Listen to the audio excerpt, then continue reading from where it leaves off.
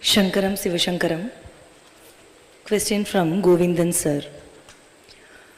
ராமாயணம் எழுதப்படுவதற்கு முன்னரே ஆஞ்சநேயர் தினமும் ஸ்ரீராம மந்திரத்தை ஓதுவதற்கு முன்னரே சபரி ராமநாமத்தை ஓதியிருக்கிறார். மதங்க மகரிஷியின் ஆசிரமத்திற்கு வந்த சபரியிடம் ஸ்ரீமன் நாராயணன் பூலோகத்தில் ஸ்ரீராமனாக அவதாரம் எடுத்திருக்கிறார். அப்போது அவரே இங்கு வந்து உனக்கு தரிசனம் கொடுப்பார், அதுவரை ராமநாமத்தை ஜபித்துக் கொண்டிரு என்று மதங்க மகரிஷி சபரிக்கு உபதேசமும் வரமும் கொடுத்திருக்கிறார். பின்னாளில் அந்த ஆசிரமத்திற்கு வந்த ஸ்ரீராமனுக்கு இழந்த பழம் கொடுத்து உபசரித்த சபரி தனது அன்பை வெளிப்படுத்தினாரே தவிர ஸ்ரீராமனிடம் தனக்கு முக்தி வேண்டும் என்று அவர் வேண்டுதல் வைத்ததாக வால்மீகி ராமாயணத்திலோ அல்லது கம்பராமாயணத்திலோ எந்தவித குறிப்புகளும் இல்லை. அப்படியானால் சபரிக்கு மோட்சம் கொடுத்தது ஸ்ரீராம அவதார மகிமையா அல்லது மதங்க மகரிஷியின் வரமா? சபரி மதங்க கன்யா என்று அழைக்கப்படுகிறாள். மதங்க ரிஷியினுடைய சிஷ்ய, ஆனால் பொண்ணு மாதிரின். அவள் தான் பின்னால் மீனாட்சி அம்மனாக அவதாரம் செய்தாள். அப்போது மீனாட்சியினுடைய தந்தையாக வந்தான் இல்லையா, அவன் திருப்பியும் அந்த மதங்கராக இருந்தால்தான் வந்தார். அதனால் இந்த உலகத்தில் உண்டதே உண்டு, உடுத்ததே உடுத்து, உரைத்ததே அடுத்தடுத்து உரைத்து, கழிந்ததே கடவுள் நாளெல்லாம். நம்ம எல்லாமே ரீவைண்டு, ஃபாஸ்ட் ஃபார்வேர்டு, ரீப்ளே தான் இந்த உலகத்தில். ஸோ சபரி எதுக்காக காத்து கொண்டிருந்தாள் அப்படின்னா மோட்சத்துக்காக காத்துக்கிட்டு இருந்தா. அந்த மோட்சத்தை உனக்கு கொடுக்கக்கூடிய அந்த அவதார புருஷன் உலகத்தில் வரான், அதனால் நீ அது வரைக்கும் என் குரு சொல்லியிருக்காருப்பான்னு சொல்லி வெயிட் பண்ணிக்கிட்டு அப்படிங்கிறது தான் அந்த மதங்க ரிஷியுடைய இன்ஸ்ட்ரக்ஷன். அதனால் ராமர் அந்த பம்பா நதி அந்த தீரத்துக்கெல்லாம் வருகிற போது அவருக்கு அந்த இடம்லாம் பிடிச்சிருந்தது. அதனால தான் அவர் மறுபடியும் ஐயப்பனாக அவதாரம் எடுத்து வந்தபோது மறுபடியும் அந்த இடத்துக்கு வந்தாருன்னு நான் சொன்னேன். Because he like those places. அதனால் அந்த சபரி பீடம் இன்றைக்கி லட்சோப பேர் சபரிமலைக்கு போகிறவங்கெல்லாம் போய் கும்பிட்ற இடம் இல்லையா, அந்த இடத்துல தான் அவர் தன்னை அக்னியில் பிரவேசம் செய்கிறான். எதுக்கு அக்னியில் பிரவேசம் செய்கிறான்னா, நம்ம எல்லாருமே 5 எலிமெண்ட்ஸ்னால ஆயிருக்கோம். ஆகாசம், காற்று, மண், நீர், நெருப்பு. அப்போ சபரி எதுலேருந்து வந்தா? நெருப்புலேருந்து வந்தா. அதனால் பேரண்ட் எலிமெண்ட்டுன்னு சொல்லுவோம் நம்ம கெமிஸ்ட்ரியில். அதனால் நெருப்பில் அவன் போனான். ராமர் தண்ணியிலேருந்து வந்தார், அதனால் சரையு நதியில் எல்லாரோடையும் சேர்ந்து போயிட்டார். சீதை பூமியிலேருந்து வந்தா, அதனால் பூமி வெடிக்க அதுக்குள்ளே போனான். ஞானசம்பந்தர், வாரியாரெலாம் ஆகாச தத்துவத்தில் வந்தாங்க. மாணிக்க வாசகர், வான் கலந்த மாணிக்க வாசகா அப்படின்வாங்க, அவங்கெல்லாம் ஆகாசத்தில் போனாங்க. இப்படி ஒவ்வொருத்தரும் எல்லாமே பாயசம்தான். அதில் பால், முந்திரி பருப்பு, திராட்சை, ஏலக்காய் எல்லாம் இருக்கிறது, சக்கரை இருக்கிறது உண்மைதான். ஆனால் அரிசி பாயசம் வேறு, ரவை பாயசம் வேறு, சேமியா பாயசம் வேறு, ஜவரிசி பாயசம் வேறு, கோதுமை பாயசம் வேறு. அந்த மாதிரி நம்ம எல்லாருமே இந்த 5 எலிமெண்ட்ஸில் ஏதோ ஒரு எலிமெண்ட்டு கொஞ்சம் ஜாஸ்தி இருக்கிற மாதிரி நம்ம வந்திருக்கோம். கொஞ்சம் ஜாஸ்தி இருக்குது, அதனால நம்மெல்லாம் வந்திருக்கோம். அதனால் இப்போது சிவசங்கர் பாபான்னாக்கா ஃபயர். அதனால தான் போயபழையும் பூதருவான் நின்றனவும் தீனில் தூசாகும் விடுறாங்க. பழைய கர்மா புது கர்மா எது இருந்தாலையும் நெருப்பில் போட்டால் பொசுங்கிடும் இல்லையா. பழையன கழிதலும் புதிய அந்த போகி நிலையில் எல்லா குப்பையும் தூக்கி போட்டு எரிச்சிடுறாங்க. புதுசு பொங்கல்லேருந்து வரணுங்கிறது உடைய நோக்கமாக இருக்கிறது. அப்படி ஒவ்வொருத்தரும் ஒவ்வொரு பேரண்ட் எலிமெண்ட்லேருந்து வராங்க. அந்த வகையில் சபரி மோட்சத்துக்காகத்தான் காத்து கொண்டிருந்தாள். இது ராமருடைய கண் எதிரில் நெருப்பில் போனான். அதனால் அவன் மோட்சம் கிடச்சி அடுத்த பிறவி அதை விட பெருசாக மீனாட்சியாக உலகத்தில் வந்தாள் அப்படிங்கிறது மித்தாலஜி, புராணம். கோவிலில் உனக்கு பிரசாதம் கிடைத்தால் அது கிடைக்காத ஒரு பக்தன் உன்னிடம் கொஞ்சம் சுவாமி பிரசாதம் கேட்டால் கொடுக்க மறுக்கிறாய். அதற்கு காரணம் உனக்கு கிடைத்திருக்கும் அந்த தெய்வ அருள் அவனுக்கும் கிடைத்துவிடுமே என்ற சுயநலம். இது அறியாமையின் உச்சம். உனக்கு கிடைத்த அந்த பிரசாதத்தில் இருந்து கொஞ்சம் அது கிடைக்காத ஒருவனுக்கு கொடுப்பதால் நீ என்ன குறைந்தா போய்விடுவாய் என்று தங்களுடைய அருளுரைகளில் இது போன்ற பக்தர்களின் சுயநலத்தையும் அறியாமையையும் சாடியிருக்கிறீர்கள். ஆனால் சத்சங்கத்தில் தங்களை நாடி வரும் அடியவர்களுக்கு தங்கள் திருக்கரங்களால் தரப்படும் பிரசாதத்தை மட்டும் அடுத்தவர்களுக்கு கொடுக்கக்கூடாது என்ற நம்பிக்கை அடியவர்கள் மத்தியில் பரவலாக இருக்கிறதே, இதன் காரணம் என்ன? மருளாய உலகமெல்லாம் மருள் நீங்கி சுகம்பற்று ஞானம் அன்றில் நடம்புரியும் ஈசனையே வாழ்த்த வேண்டும். இதுதான் வள்ளல் பெருமானா சொல்றது. அப்பா, நான் வேண்டுதல் கேட்டு அருள் செய்ய வேண்டும். இந்த உலகத்தில் இருக்கிற எல்லாரும் அந்த மாயிலிருந்து விலகி கடவுளை ஞானமன்றில் நடம்புரியும் நடராஜ பெருமாளை அவங்க புரிந்து கொள்ள வேண்டும், தொழ வேண்டும். இதெல்லாம் வள்ளல் பெருமானார் சொல்கிறார். அதனால் அவருடைய நோக்கம் வாடிய பயிரை கண்ட போதெல்லாம் வாடினேன்றது. ரொம்ப ஹை லெவல். ஒரு பயிர் வாடி இருந்தால் கூட என் மனசு கஷ்டப்படுறது அப்படிங்கிற அர்த்தத்தில் அவர் சொன்னார். இன்றைக்கி நீங்கள் ஒரு பாரி, ஊரி, காரி, இது மாதிரி கடையேழு வள்ளல்களை பற்றியெல்லாம் பார்க்குறீங்க. இவ்வளோ பெரிய ஹியூமன் பாப்புலேஷனில் 7 பேரை வள்ளல்கள்னு இன்றைக்கி வரைக்கும் நீங்கள் ஏன் ஞாபகம் வச்சுருக்கீங்க? அரிதாக கிடைத்த நெல்லிக்கனியை அந்த பாரி அவ்வை கொடுத்தான். ஏன்னா தமிழ் நல்லா இருக்கணும், ராஜா செத்து போனால் என்ன அப்படிங்கிறதுக்காக அவ்வைக்கு கொடுத்தான். ஒரு குளிரில் வாடிக்கொண்டிருந்தது என்பதனால பேகன் என்பவன் தான் மேல் போட்டிருந்த காஸ்ட்லியான அந்த உத்திரியத்தை, சால்வையை அந்த மயிலுக்கு போத்தணும். இப்படி ஒவ்வொருத்தரும் அவங்ககிட்ட இருந்ததை ஏதோ ஒரு காரணத்துக்காக மற்றவங்களுக்கு கொடுக்கணும் அப்படிங்கிறது. அது எல்லாராலையும் முடியறதில்லை. அதனால தான் நான் என்ன, ஒரு கோயிலில் பிரசாதம் கொடுக்குறாங்க, அதை உங்கள்கிட்ட வந்து கேட்குறவன் ஒன்றும் சோத்துக்கு இல்லாதவும் இல்லை. கோயில் பிரசாதத்து மேலே அவனுக்கு ஒரு நம்பிக்கை இருக்குது. அதனால் கோயிலில் தீர்ந்து போச்சுன்னு சொல்கிறாங்களே, கொஞ்சம் கொடுக்குறீங்களான்ட்டு. நீ என்ன பண்ணுற, நமக்கு வர வேண்டிய அதிர்ஷ்டம் அவனுக்கு போயிடும் போலக்குதுன்னு சொல்லி நல்லா நக்கிட்டு அங்கே போய் வாங்கிக்கோங்க அப்படின்னு சொல்கிறேன். இங்கே அப்படி இல்லைல்ல. இங்கே வர எல்லாருக்கும் கிடைக்குதான் நான் பார்த்துக்கிட்டே இருப்பேன். ஈவன் ஒரு பழமோ சாக்லேட்டோ கூட எல்லாருக்கும் சர்வ் ஆகுதான்னு பார்த்துக்கிட்டே இருப்பேன். அந்த அளவுக்கு பொறுமையும் ஒரு கேரிங்கும் உனக்கு இருக்கிறதுக்கு வாய்ப்பு இல்லை. ஏன்னா you are just confined to yourself. And I look at யார் வராங்க, யார் போகிறாங்க, இதெல்லாம் என் வேலை கிடையாது. I am institutional head and I really need not poke my nose into all the small trivial thing. But I always have been doing it. யார் வராங்க, யார் போகிறாங்க, எல்லாம் வந்து வெதர் தே ஆர் கம்ஃபர்டபுள் எல்லாம் பார்த்துக்கிட்டே தான் இருப்போம். இன்னும் சில பேர் முடியாதவங்க வருவாங்க, சேரில் உட்காருங்க நானே சொல்லுவேன். இவங்ககிட்ட போய் ஒரு சேர் போடுறவங்களுக்குன்னு சொல்லுவேன். All this are all simple management. ஒரு ஹியூமனிடேரியன் வேல்யூஸ்னு, மனித நேயம். மனித நேயம்னா என்ன? இதுதான், நமக்கு என்னெல்லாம் இருக்கோ அந்த கம்ஃபர்ட்ஸ் மற்றவங்களுக்கும் கிடைக்கணும். ஒருவேளை நமக்கு இல்லைன்னா கூட பரவாயில்ல, அவங்களுக்கு கிடைக்கணும் அப்படிங்கிறது தான் மனித நேயம். உலகத்தில் 2 விஷயம் நாம் இந்த ஆசிரமத்தில் கடைப்பிடிக்கிறோம். ஒன்று ஹியூமன் ரிசோர்ஸ் மேனேஜ்மெண்ட், மனித வள மேம்பாடு. இன்னொன்று மனித நேயம், ஹியூமனிடேரியன் வேல்யூஸ். இப்போது மனித வள மேம்பாடுன்னா என்ன? இப்போ அந்த பொண்ணு உங்களுக்கெல்லாம் சர்வ் பண்ணால், இந்த பையன் பண்ணால், எல்லோரும் உங்களுக்கு சர்வ் பண்ணுறாங்க, செல்ல மேடம் பண்ணுறாங்க. இதெல்லாம் வந்து மனித வளம் தான். எல்லாருக்கும் கேரிங் அண்ட் ஷேரிங்ன்ற மாதிரி எல்லாம் பண்ணிக்கிட்டே இருக்காங்க. இவங்க பாடுறாங்க, அவங்க சாண்டிங் பண்ணுறாங்க, இதை பெருக்கிறாங்க, இதெல்லாம் கூட வரும். எல்லாமே வந்து whatever talent God has given us, whether human resource, physical fitness or a knowledge. என்னால் பாட முடியாது, இவங்க பாடுறாங்க, அந்த மாதிரி. அது வந்து நம்ம மற்றவங்க கூட பகுத்துண்டு பல்லுயிர் ஓம்புதல் நூறோர் தொகுத்தவற்றுள் எல்லாம் தலையிடுவோம். நம்மக்கிட்ட இருக்கிறத எல்லார்கிட்டையும் பகிர்ந்துக்கணும். அதுதான் எல்லா தர்மத்திலையும் பெரிய தர்மம் அப்படின்னு சொல்லுகிறார்கள். அதனால் இதெல்லாம் வாழ்க்கையில் சின்ன சின்ன விஷயங்கள். இதுக்கு பேர் என்ன? சாமானிய தர்மங்கள் அப்படின்னு பேர். நான் சொன்னேன், நீ வந்து உங்கள் பெரியவங்களுக்கு திவசம் பண்ணிகிட்ருக்குற. அந்த திவசம் பண்ணுற போது உங்கள் வீட்டு வாசலில் யாரோ ஒரு பிச்சைக்காரன் வரான். அந்த பிச்சைக்காரன் நீ யாருக்காக திவசம் பண்ணிகிட்டு இருக்கிறியோ அந்த தாத்தாவோ, கொழு தாத்தாவோ, அப்பாவோ, அம்மாவோ யாராவது இருக்கலாம் அந்த ஆத்மா.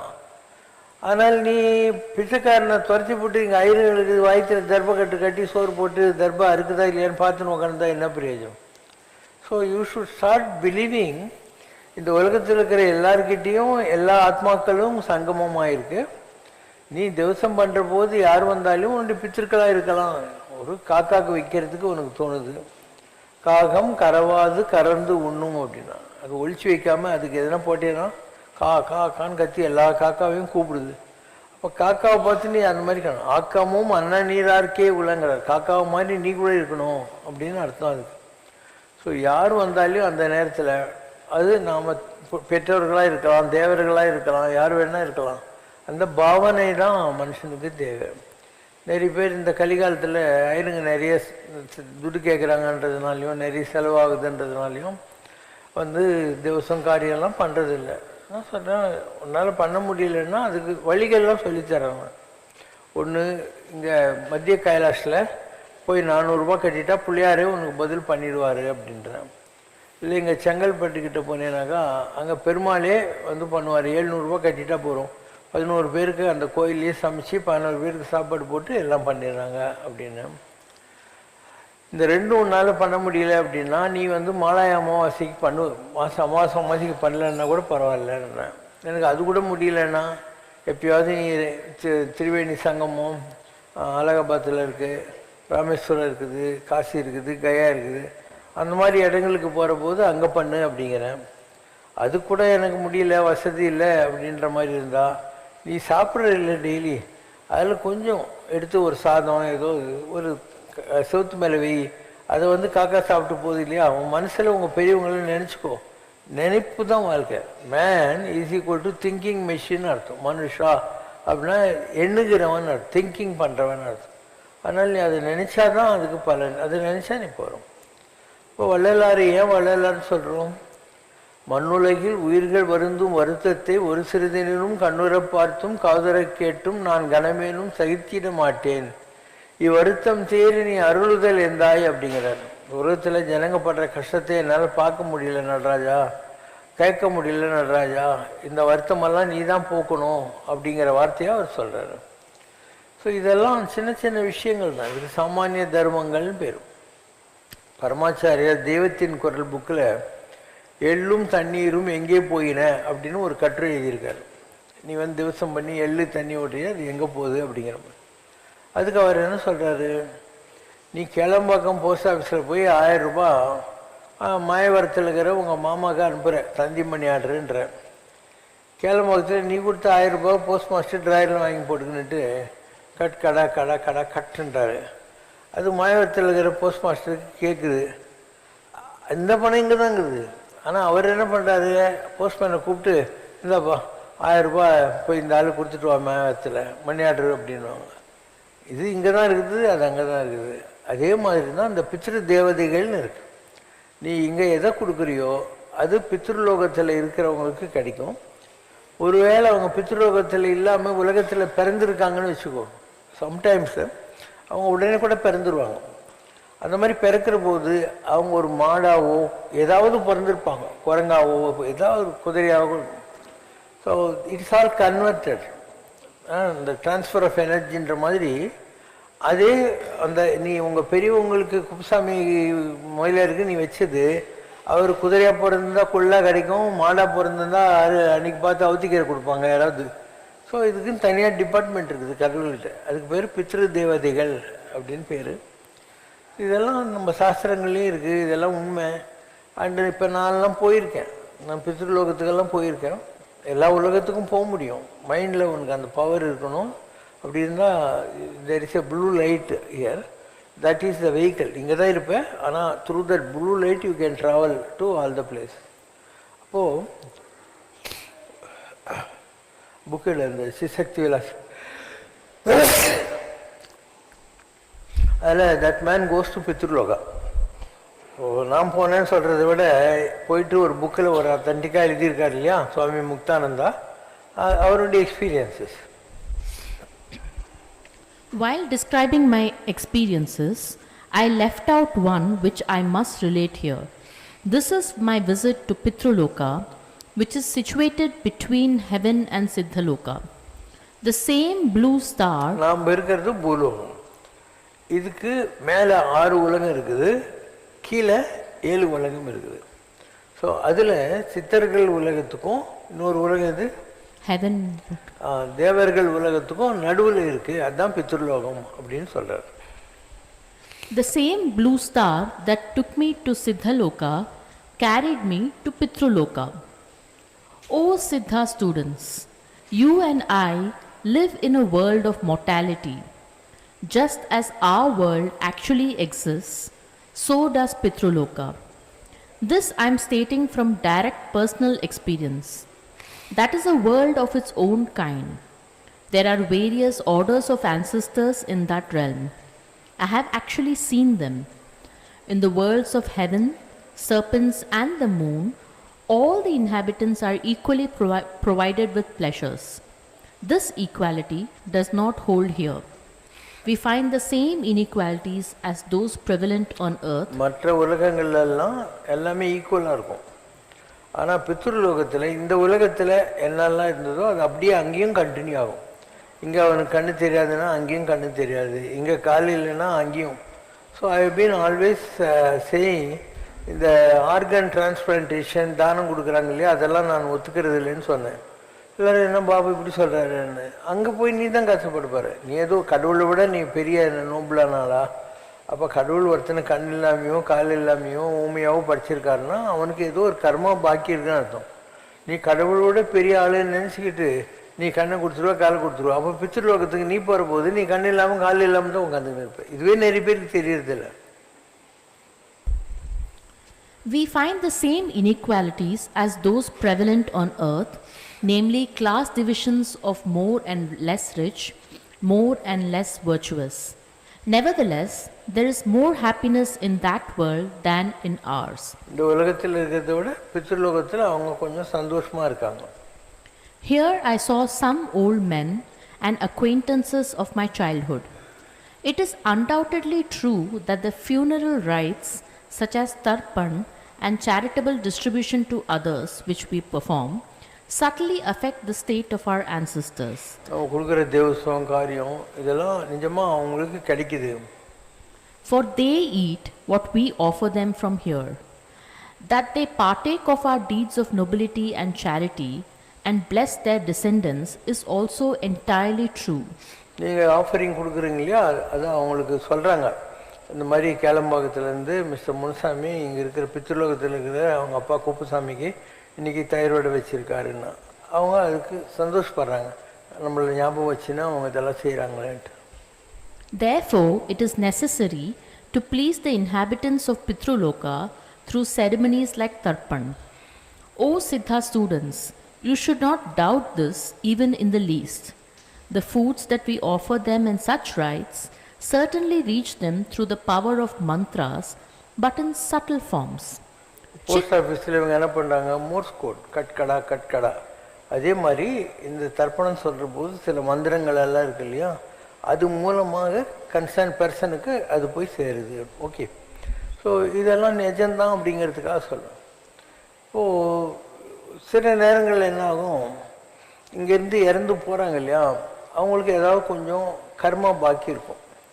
அதனால் உடனடியாக அவங்களுக்கு அந்த பீஸ் கிடைக்காது. 1 year 2 year அந்த மாதிரி அவங்க அங்கே இருக்கணும்.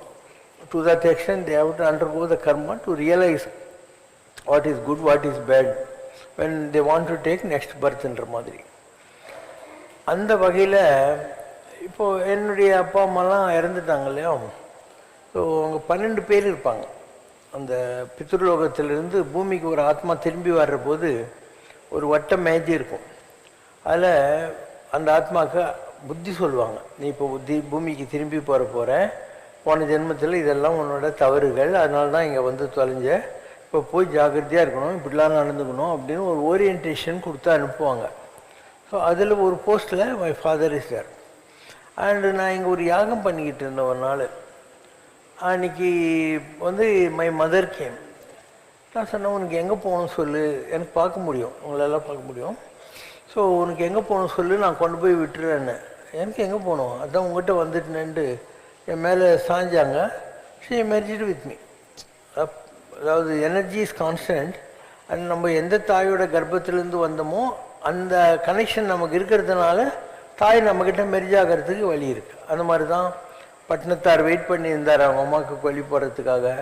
ஆதிசங்கராச்சாரியார் கடைசி நேரத்தில் காலடிக்கு வந்து சேர்றாரு. இப்படிலாம் உண்டு. ஏன்னா அம்மாவுக்கும் நமக்கும் தொப்புள் கொடி வரவு. அம்மா சொன்னால் தான் அப்பா யாருன்னு தெரியும். ஆனால் நிஜமாக அவளுக்கு தான் நிஜம் தெரியும், வேறு யாருக்கு தெரியும். அதனால் mother is a most important thing. அது நிறைய தெரியல. அதனால தான் நம்ம தேவாராதிகள் என்ன சொல்கிறாங்க, பால் நினைந்து ஊட்டும் தாயினும் சால பரிந்து அப்படின்னு. வேலைக்கு குழந்தைக்கு பசிக்குமேன்னு பால் கொடுக்குற தாயை விட கூட கடவுள் ரொம்ப நல்லவன். தாயிற் சிறந்த தயான தத்துவனே, தாயை விடவும் தயவு காட்டக்கூடிய ஆள். இங்கே என்ன குற்ற தந்தையும் தாயும் அப்படிங்கிறார். பொடித்திருமேனி அம்பலத்தாடும் புனிதானி ஆதலாலே வள்ளலார். எனக்கு அம்மா அப்பா எல்லாமே நீதானே நடராஜா அப்படிங்கிற வார்த்தையை அவர் சொல்வார். அரிசினத்தால் ஈன்றதாய் அடித்திடனும் மற்றவள் தான் நல்லிணைந்து அழும் குழவி அதுபோன்று இருந்தேனேன்னு ஆழ்வார் சொல்கிறார். குழந்தைய ஒரு அம்மா போட்டு அடித்தா கூட திருப்பி அந்த குழந்தை அம்மான்னு தானே கத்துவோம். அது மாதிரி நீ கடவுளே எனக்கு எவ்வளோ கஷ்டம் கொடுத்தாலும் நான் உன்னதாண்டா திருப்பி திருப்பி கூப்பிடுவேன் அப்படின்னு. ஒரு தவக்கலையை ராமர் மரிச்சிட்டாரு. அப்போ அந்த தவக்கலை கத்தவே இல்லை. கேட்குறாரு, நீ ஏன் கத்தலை அப்படின்னு. வேற யாருன்னா மரிச்சா ராமான்னு கத்துவேன், மரிச்சதே ராமர், நான் யாரடா கூப்பிட்றதுன்னு அந்த தவக்கலை. அந்த மாதிரி every thing is systematic, discipline and ரொம்ப அழகாக ப்ரோக்ராம் பண்ணி இந்த உலகத்தில் எல்லாத்தையும் கடவுள் கொண்டு போகிறாரு. And mother is a most important thing. மராட்டியில் காண்டேகர்னு ஒரு எழுத்தாளர், அவர் சொல்கிறார், கண்ணை விளக்காக்கி ரத்தத்தை பாலாக்கி தாய் என்ன பண்ணுறாரு ஆச்சரியில் இந்த குழந்தை கயாமயான்னு கற்றுன்னு இருக்கும். ஏன்னா அம்மாவுடைய கர்ப்பத்தில் இருக்கிற போது இருட்டாக இருக்குமா, அதனால் அதுக்கு இந்த உலகத்துக்கு வந்தவுடனே இருட்டு வெளிச்சத்துக்கு அட்ஜஸ்ட் பண்ணிக்கிறதுக்கு கஷ்டம். நீ அமெரிக்காவிலேருந்து வரேன்னு வச்சுக்கோயேன், அந்த டைம் டிஃப்ரென்ஸ் இருக்கும் 12 மணி நேரம். உனக்கு அட்ஜஸ்ட் ஆகிறதுக்கே கொஞ்சம் நாள் ஆகும். அந்த மாதிரி தாயினுடைய வயிற்றுக்குள்ளே இருட்டாக இருந்துட்டு வந்ததுனால இதுக்கு நைட்டு வேறு மாதிரி இருக்கும், பகல் வேறு மாதிரி இருக்கும். அப்போ கண்ணை விளக்காக்கி தன் ரத்தத்தை பாலாக்கி கையை தொட்டிலாக்கி ஊன்னு சொல்லிட்டு யார் உன்னை வளர்த்தாலும் அவள் தான் தாய் அப்படின்ற வார்த்தையை மராட்டியில் அவர் சொல்வார். ஸோ தாய் ரொம்ப அற்புதமான ஒரு பாஷை. ஸோ இளந்தேவன் ஒரு கவிதை எழுதினார். அந்த கவிதையில் ஒரு ஆள் வரான். இவர் நடந்து போகிற போது ஒரு ஆள் வரான். வந்தபோது கடவுள்னு ஒன்று இல்லவே இல்லை அப்படின்னு அவன் சொல்லுவான். சரி, கடவுள் இல்லை கட்டி என்ன, இந்த உலகத்தில் எதை நீ நம்புற அப்படின்னு கேட்குறான். எந்த ஒரு உறவை நீ நம்புற அப்படின்னு சொல்லிட்டு இவள் கோன் சரி, அம்மாவை நீ நம்புறியா, அவளுடைய கர்ப்பத்தில் இருந்தால் நீ வந்தன்னு உனக்கு தெரியுமா, அவள் தான் உன்னை வளர்த்தான்றதெல்லாம் உனக்கு தெரியுதா அப்படின்னு சொல்லுவான். சொல்லு. கடவுளுக்கும் அன்புக்கும் கயிறு கட்ட பார்க்கிறாய், கடவுளை பற்றி ஏன் கவலைப்படுகின்றாய்? நான் என்ன சொன்னேனா? நம்பிக்கையை மட்டும் இதயத்தில் ஊன்றிவை, எல்லாம் சரியாகும். உன் வாழ்வில் இதுவரைக்கும் உண்மை என ஒன்றை மட்டும் எப்பொழுதாவது நீ எண்ணி இருந்ததுண்டா? இல்லை. ஆமாம், ஆடினாள் நிகழ்ச்சி அது. அன்னை மடிதனிலே ஆடித் தவழ்கையிலே அவள் கண்ணில் கொப்பளித்த ஆர்வம், அது உண்மை. அதுதான் நான் உண்மையென ஐயமின்றி ஒப்புவது. அதுவேதான் அகிலமெங்கும் நிஜமாகும். அடுத்தவைகள் எல்லாம் அதனுடைய வெறும் நிழல்கள். உன் தாய் இறக்கவில்லை, ஒரு தாயும் இறந்ததில்லை, என்றைக்கும் இருப்பவள் தாய். இதை நம்பு, மரணமில்லை. இது இளந்தேவன் கவிதையில் வருகிற ஒரு விஷயம். அதே மாதிரி பட்டணத்தில் பூதம்னு ஒரு சினிமா வந்துச்சு, ஜவஹர் சீதாராமன். அதில் உலகத்தில் சிறந்தது எது அப்படின்னு ஜெய்சங்கர், நாகேஷ், கேஆர் விஜயா 3 பேரும் பாடுவாங்க. அதில் மற்ற 2 பேர் வேறு இதெல்லாம் பாடுவாங்க. கேஆர் விஜயா உலகத்தில் சிறந்தது தாய் அப்படின்னு பாடுவான். பண்பு தெரியாத மிருகம் பிறந்தாலும் பால் தரும் கருணை, அது சிலர் பசித்த முகம் பார்த்து பதறும், நிலை பார்த்து பழகும். இருக்கும் பிடி சோறு தனக்கென்று எண்ணாமல் கொடுக்கின்ற கோவில் அது. இருக்கும் பிடி சோறு தனக்கென்று எண்ணாமல் கொடுக்கின்ற கோவிலது. தினம் துடிக்கும் உயிர் கண்டு தோளில் இடம் தந்து அணைக்கின்ற தெய்வம் அது. அது தூய்மை, அது நேர்மை, அது வாய்மை, அதன் பேர் தாய்மை. அந்த சினிமாவில் வருது, தாயை குளோரிஃபை பண்ணி சொல்கிறேன். பாலகுமாரன் எழுதிய ஒரு கதை, ஒன்றுமே இல்லாதவர்கள் பேர். அதில் ஒரு பாத்திரத்து மேலே பேர் அடிக்கிற ஒருத்தன் ராம் சரத்குமார் சாமி தங்கியிருந்த அந்த தேர்முட்டி பக்கத்தில் எதிரில் உட்காந்து வச்சுட்டு இருப்பான். அவன் நினைப்பான், இவ்வளோ பேர் இந்த சாமியார் வந்து பார்க்குறாங்க, நம்ம கூட போய் பார்க்கணும். நம்ம அம்மாவுக்கு ஊரில் உடம்பு சரியில்லைன்னு சொன்னாங்க, அதனால் அவன் நல்லா ஆகணும், போய் சாமி கேட்கணும், அப்படிலாம் நினச்சிக்கிட்டே இருப்பான். அப்போ ஒரு வயசான பாட்டி வருவா, இந்தாப்பா இந்த குடத்தில் பேர் அடி அப்படின்னு. என்ன பேருண்ணா? வடிவாம்பாள் அப்படின்னா. ஏன் வடிவாம்பாள்? ஐயோ அது என் பேர், மருமக பேர் அடிக்கணும் அப்படின்னு. அவன் வந்து வடிவாம்பாள் மருமகள் முனியாம்பாள். இது 45 ரூபா வந்துடும். அப்போ மருமக வந்துடுவா, கேள்வி யார் கொடுக்குறது 45 ரூபாய்ப்பா, நீ நடந்தே வருவா அப்படின்னுவான். இவனுக்கு அவங்க ஊரில் இருக்கிற அம்மா ஞாபகம் வரும். சரி அப்படின்னு, நீ ஒன்றும் காசு கொடுக்காத பாட்டி, போயிட்டு வா அப்படின்னுவான். அதுக்கப்புறம் திருப்பியும் அந்த ராம் சரத்குமார் சாமி தங்கி இருக்கிற இடத்துக்கு வந்து நிற்பான். என்னப்பா வேணும் அப்படின்னாரு. ஒன்றும் இல்லை அப்படின்னு போய் திருப்பியும் உட்காந்துக்குவான். இதுதான் ஸ்டோரி. உலகத்தில் எல்லாருக்கிட்டேயும் தாய்மை இருக்குது, எல்லாரும் தாய்மார்கள் தான் அப்படின்னு அர்த்தம். அதுக்கு தாயிற் சிறந்த தயான தத்துவம், கடவுளுடைய தாய்மைங்கிற குணம் எல்லாருக்கிட்டையும் இருக்குது அப்படின்னு அர்த்தம் இருக்குது. நிறைய பேருக்கு இதெல்லாம் புரியறதில்லை. அதாவது நம்ம we take mothers for granted. அதுவும் இந்த கலிகாலத்தில் இந்த சாராயம் கஞ்சாலெல்லாம் மாட்டிக்கணுனுங்க. அவங்க அம்மா புடவை 1000 ரூபா புடவையை கொண்டு போய் 100 ரூபாய்க்கு விற்றுட்டு தண்ணி அடிக்கலானுங்க இல்லையா?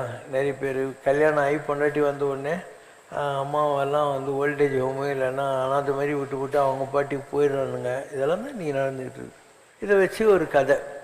ஒரு ஹாஸ்பிட்டலில் மனோரமா ஒரு என்ஆர்ஐயோடைய அம்மா, அவள் ரொம்ப சீரியஸாக இருப்பாள்.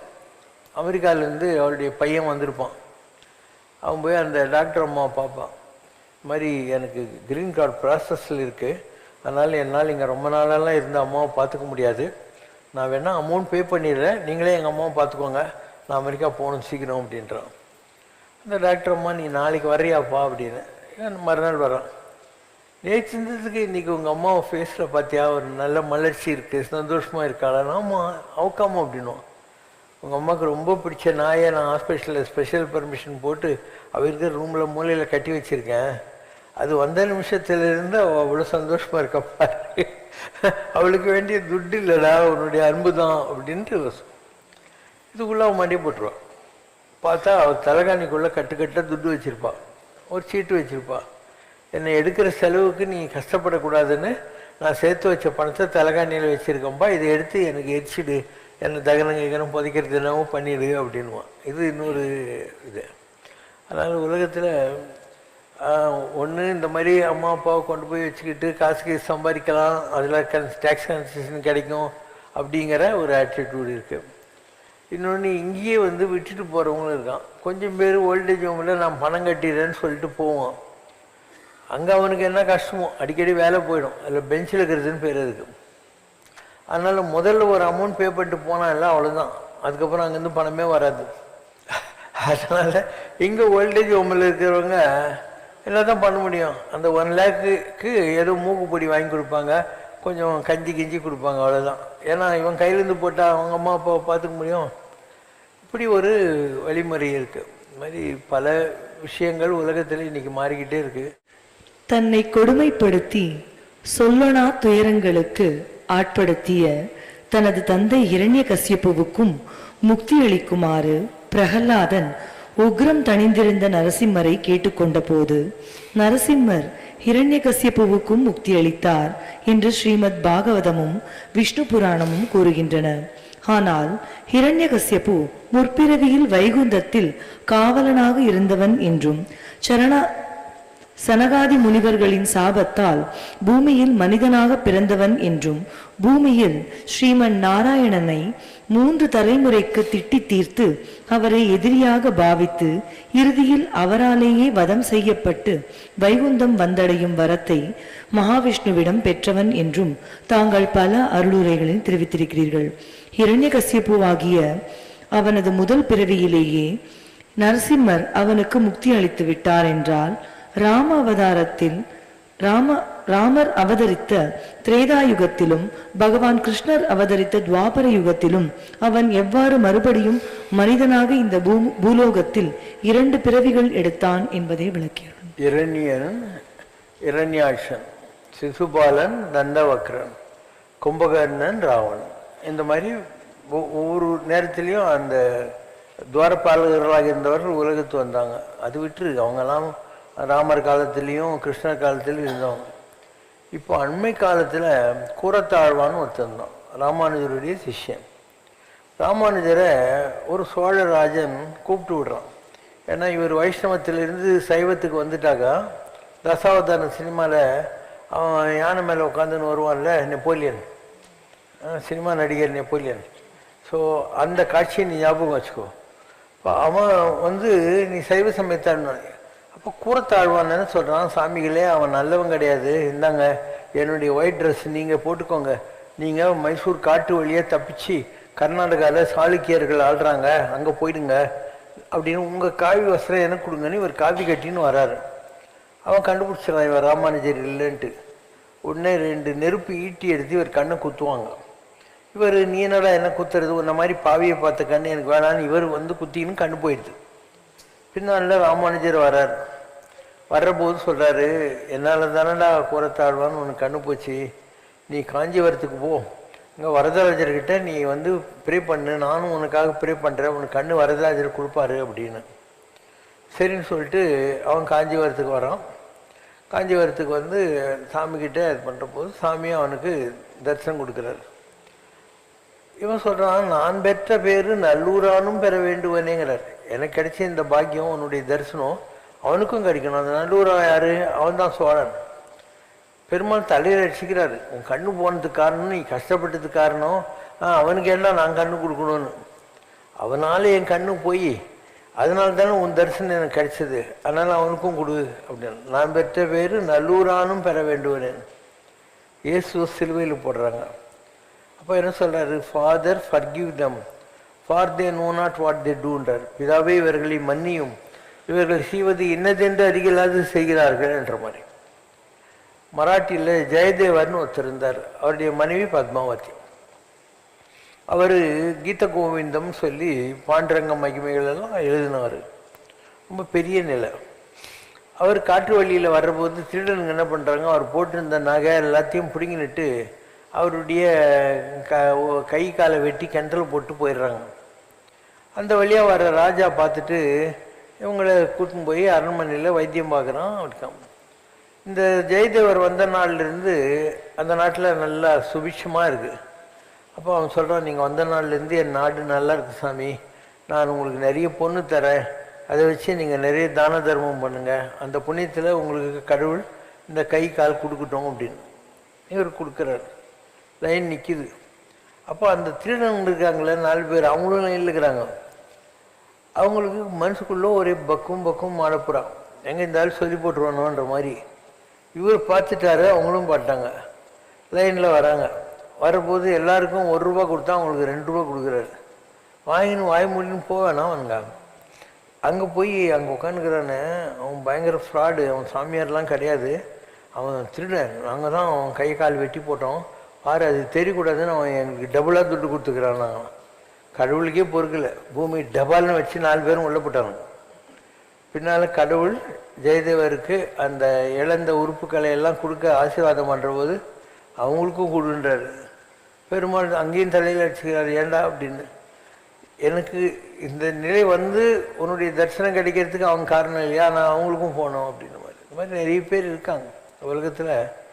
எந்த ஒரு சூழல்லையும் கூட பகைவனுக்கு அருள்வாய் நினைஞ்சே பகைவனுக்கு அருள்வாய், பாரதி பாட்டு.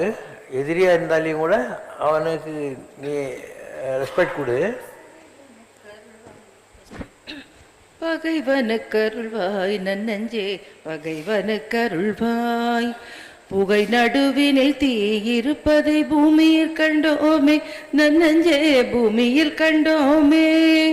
பகை நடுவினில் அன்புருவானனும் பரமன் வாழ்கிறான் நன்னஞ்சே பரமன் வாழ்கிறான். பகை நடுவினில் அன்புருவானனம் பரமன் வாழ்கிறான் பரமன் வாழ்கிறான்.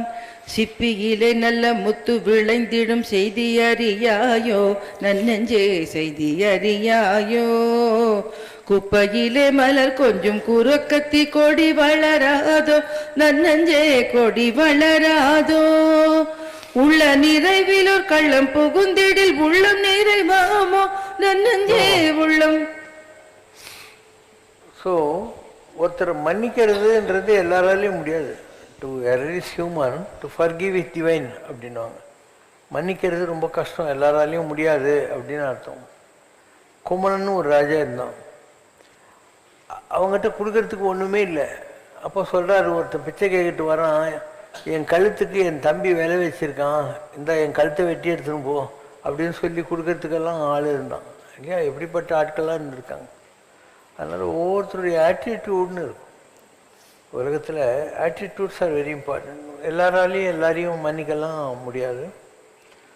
இந்த வகையில் நான் ஒரு வசன கவிதை சொல்வேன்ல, அதிகமான் அவையாருக்கு நெல்லிக்கனி கொடுத்தான், கருநெல்லிக்கனி.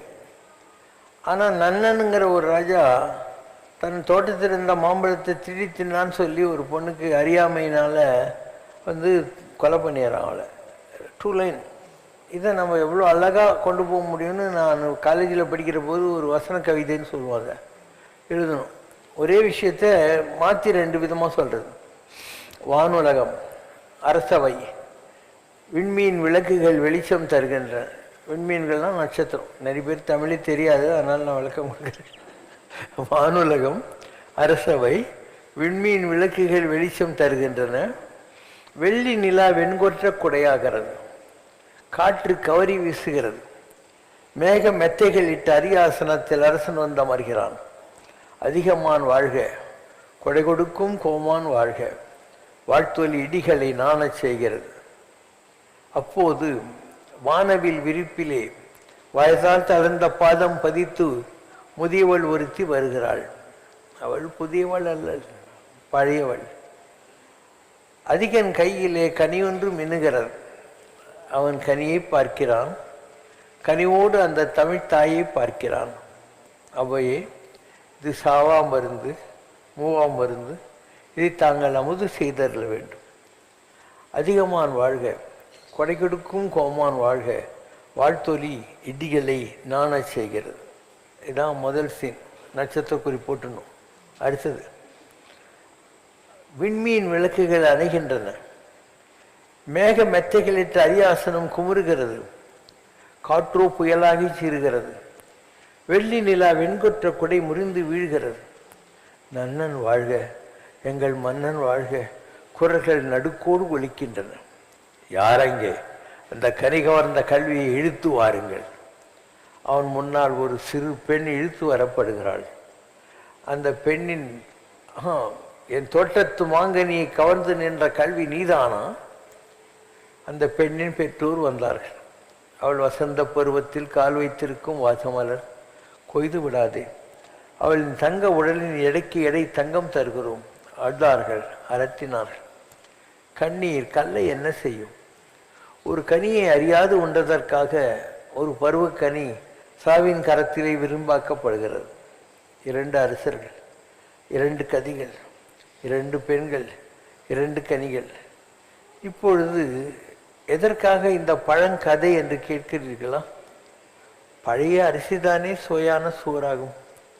இன்று இங்கே நம் கண்ணெதிரே எத்தனை அதிகமான்கள் இருக்கிறார்கள், எத்தனை நன்னன்கள் உலாவுகிறார்கள். இந்த கணக்கெடுப்பில் தானே வாழ்க்கையின் பொருளே பொதிந்திருக்கிறது. காலேஜில் நான் ஒரு சைடில் இருப்பேன், அப்துல் ரஹ்மான் அவருக்கு ஈக்குவல். நான் எல்லாத்தையும் நான் ரொம்ப டிஃப்ரெண்ட்டாக எழுதும். அவர் என் பேப்பரையே கொண்டாந்து கிளாஸில் படித்து காமிப்பார். அதாவது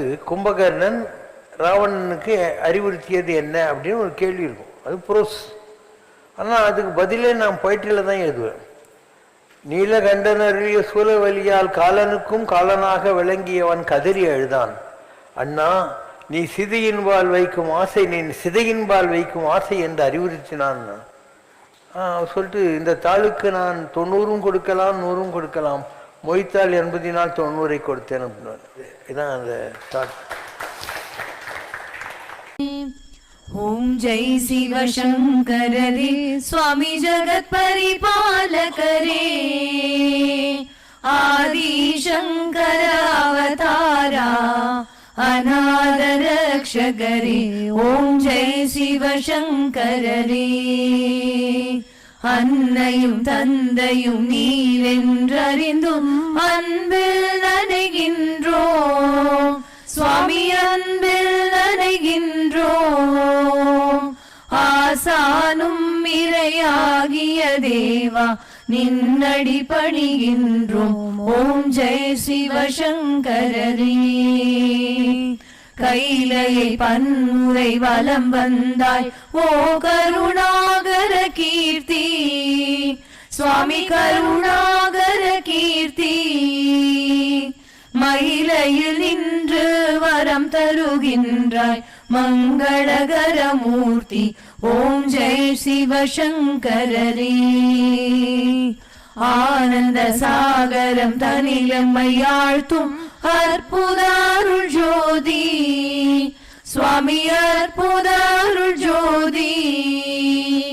ஆரத்தி செய்து பாடி மகிழ்ந்தோம் அருள்வாய் பரஞ்சோதி. ஓம் ஜெய் சிவசங்கரரே. நாராயண நாராயண ஓம் சத்யநாராயண நாராயண நாராயண ஓம். நாராயண நாராயண ஓம் சத்யநாராயண நாராயண ஓம் சத்யநாராயண நாராயண ஓம். ஓம் ஜெய் சிவசங்கரரே. அழகே உருவான சங்கரமே, அருள்மழை தேங்கிய பொற்குளமே. அழகே உருவான சங்கரமே, கருணை பொழிவதில் விற்பனனே, காப்பதில் கண்ணனாய் நிற்பவனே. மழை வெயில் கடும் புயல் காலத்திலே மக்களின் குடையாய் மலர்பவனே, மக்களின் குடையாய் மலர்பவனே. அழகே உருவான சங்கரனே. அம்மையோடு அப்பனென வந்தவர்க்கு மங்களம், ஆசானும் தெய்வமுமாயானவர்க்கு மங்களம். இத்தனை துயர்கள் எல்லாம் தீர்ப்பவர்க்கு மங்களம், ஈஸ்வராவதார சிவசங்கரர்க்கு மங்களம்.